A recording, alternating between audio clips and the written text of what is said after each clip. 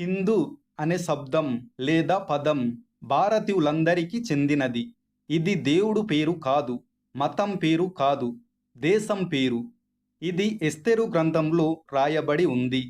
భారత పౌరసత్వం ఉన్నది, పరలోక పౌరసత్వం ఉన్నది, శరీర సంబంధమైన తండ్రి ఉన్నాడు, ఆత్మ సంబంధమైన తండ్రి ఉన్నాడు, ఓటు నాయకుడు ఉన్నాడు, ఆత్మ నాయకుడు ఉన్నాడు, శరీర సంబంధమైన ఆహారం ఉన్నది, ఆత్మ సంబంధమైన ఆహారం ఉన్నది.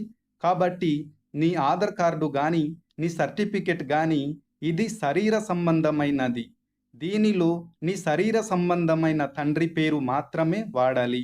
అంతేగాని ఆత్మ సంబంధమైన తండ్రి పేరు యెహోవా గాని యేసుక్రీస్తు గాని పరదేశం అని గాని రాస్తే నీ శరీర సంబంధమైన వారసత్వం కనబడదు, కాబట్టి చెల్లదు.